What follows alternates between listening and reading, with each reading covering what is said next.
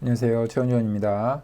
오늘은 농지연금과 관련해서 최근에 가장 중요하게 보는 것 중에 하나가 어, 그 농기계의 진출입이 가능한지 아닌지 이 부분인데 이거 관련해서 도로에 대한 이야기를 이번 영상과 다음 영상에서 주로 해보고자 합니다. 그래서 이번 영상과 다음 영상을 통해서 도로에 대해서는 전체적으로 충분히 이해를 하셨으면 좋겠고, 그 다음에 임장을 가지 않아도 우리가 도로가 차량 출입이 가능한 도로가 를 확인할 수 있는 방법에 대해서 제가 설명을 드릴 테니까 이 부분을 잘 숙지를 하시면 일단 도로 문제를 농지를 찾는 데 있어서 도로 문제를 어느 정도 고려를 해서 농지를 찾는다면은 큰 도움이 될 것 같습니다. 그래서 오늘은 이 영상 하나로 도로에 대한 지식은 충분하다고 생각하기 때문에 제가 알고 있는 모든 정보를 담아서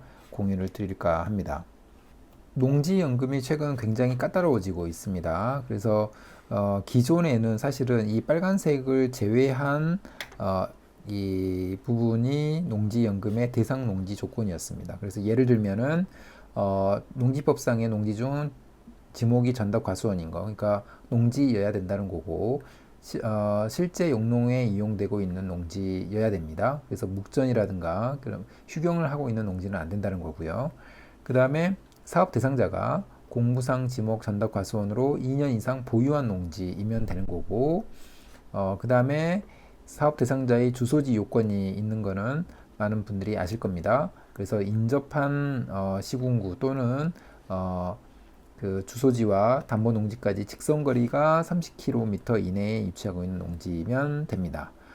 그리고 문제가 있는 물건은 안 된다고 기본적으로는 생각하면 됩니다. 예를 들면 저당권 등의 제한 물건이 설정되어 있거나 압류, 가압류, 가처분 등이 있는 농지, 그다음에 불법 건축물이 있는 농지, 그다음에 배우자 이외에 공동 소유하고 있는 농지, 이런 건 안 된다는 거고요.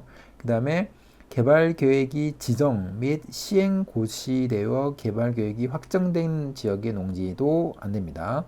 그리고 2018년 1월 1일 이후에 경매 또는 공매를 원인으로 취득한 농지, 이렇게 되어 있습니다.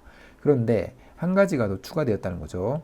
그래서 보면은 농작업을 위한 농기계 진출입이 어려운 농지, 이렇게 되어 있습니다. 그래서 이 부분은 사실은 없었던 부분인데 이 부분이 새롭게 이제 나타난 부분이고, 예를 들면 농지연금의 인기가 계속해서 늘어나면서 신청자 수가 급증하고 있는데, 그 신청하는 사람들이 예를 들면 산 밑에 임야 중에서 뭐 전답으로 보인 지목이 전답인 그런 농지를 개간을 해가지고 사용하고 있는데, 그 농지를 진출입하는데 굉장히 어려움이 있는 농지, 예를 들면 예전에는 맹지도 가능했기 때문에 그런 농지를 농지연금을 던지는 사례가 있기 때문에 그런 그런 농지들은 제외를 하겠다, 이런 의도입니다.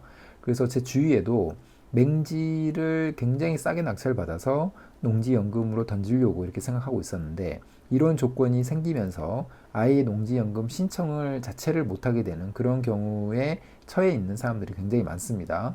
근데 이런 분들은 사실은 답이 없습니다. 왜냐하면 맹지를 개발 관점에서 살려고 생각하는 사람은 정말 아무도 없고요.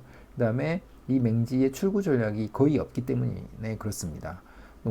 도로를 만들어야 되고 만드는데 비용이 필요할 텐데, 그런 수고 또는 비용적인 지출은 감수를 하면서 탈출을 해야 되지 않을까라는 생각을 합니다. 그래서 저는 기본적으로 많은 회원분들 또는 유튜브 영상을 통해서 문제없는 농지, 그리고 현재 경작을 착실하게 진행하고 있는 농지를 농지연금으로 던지는 게 가장 좋다라고 생각을 합니다. 그런 농지를 찾아도 굉장히 감정가의 반값 또는 반값 이하로 찾아지는 물건들이 많이 있습니다. 그래서 그런 물건들을 찾아야 된다, 이렇게 다시 한번 강조를 드리고 싶습니다. 토지의 기본 개념입니다. 우리가 이 토지에 대한 내용은 디스코라는 앱을 통해서 많은 정보를 우리가 확인할 수 있습니다. 그 중에서 도로 전면에 대한 부분도 우리가 확인할 수 있는데, 이렇게 세로 한 면 가로 열고 불 이렇게 되어 있습니다. 근데 이 부분이 뭘 뜻하는지를 우리가 알아야 되는데 이 세로라고 하는 거는 좁은 도로를 얘기하는 겁니다. 좁은 도로가 한 면에 걸쳐서 접해 있다라고 보시면 될 것 같고 가로 열고 불은 차량 출입이 불가능하다는 겁니다. 그래서 이런 거를 보고 이해를 할 수 있어야 됩니다. 그래서 세로 한 면 가로 열고 가 이렇게 하면은 사실은 맹지가 아니고 차량 출입까지도 가능하기 때문에 전혀 문제가 없는 거고요. 그러나 우리가 주의 깊게 봐야 되는 부분이 바로 이런 부분, 세로 한 면 가로 열고 불입니다. 이거는 차량 출입을 전제로 하기 때문에 차량은 그 진출입이 불가능하지만 그래서 맹지로 보이지만 그러나 우리가 농지연금에 던질 때 필요한 부분은 농기계 진출입이 가능한지 이 부분이기 때문에 그런 관점에서 보면은 사실은 세로 하면 불 이런 농지들이 농지연금용으로는 적절할 수 있다. 왜냐하면 싸게 나올 테니까 개발 관점에서는 들여다보지 않는 사람들이 많기 때문에 저희들한테는 사실은 좀 더 중요한 거죠. 싸게 살 수 있기 때문에 이렇게 보시면 됩니다. 그다음에 도로의 어떤 폭이나 이런 부분에 네, 기준으로 해서 광로부터 해서 세로까지 이렇게 쭉 나와 있습니다. 그래서 지금 보면은 세로 한 면 가, 그다음에 세로 한 면 불, 그다음에 세각 불 뭐 이렇게 나와 있습니다. 세각이라고 하는 거는 좁은 도로가 세로에 두 면 이상이 접한 토지를 이렇게 이야기하는 거고요. 이 내용을 그냥 쭉 보시면 아실 걸로 생각이 듭니다. 그 건축을 위한 최소의 도로 조건을 보게 되면은 일단 기본적으로는 이렇게 기억하시면 됩니다. 4m 이상 너비, 그러니까 꽤 큰 그 폭이 넓다라고 생각할 수 있겠죠. 4m 이상의 너비의 도로를 확보하고 그 다음에 그 도로에 2m 이상이 접할 것이라고 되어 있습니다. 그래서 이런 기준으로 건축을 위해서는 이런 조건이 최소한의 조건이다 이렇게 보시면 될 것 같습니다. 근데 이제 예외의 조건이 있습니다. 그래서 비도시 지역의 면 또는 읍이라면은 2m 이상의 너비도 가능하다는 겁니다. 2m 이상 정도 되면은 차량이 한 방향으로만 진입 또는 출입할 수 있는 그 정도의 너비를 라고 생각하시면 됩니다. 그래서 양방향이 아니어도 건축을 할 수 있다. 비도시 지역의 읍면이라면 이렇게 이해하시면 될 것 같습니다. 그 다음에 건축물 출입에 지장이 없다라고 인정되는 경우, 예를 들면 광장이라든가 공원이라든가 유원지 같은 경우에는 도시 지역이어도 2m 이상의 도로에 접하면 오케이라고 한다고 합니다. 그래서 이런 부분도 잘 알아두면 좋을 것 같고요. 맹지 같은 경우에 농막 등을 설치하는 경우에는 맹지도 가능하다. 그리고 농로 같은 경우, 마을의 구불구불한 안길이나 농로 같은 경우에도 4m 이상이 아니어도 되고 2m 이상이 접하지 않아도 관계없다라고 보시면 됩니다.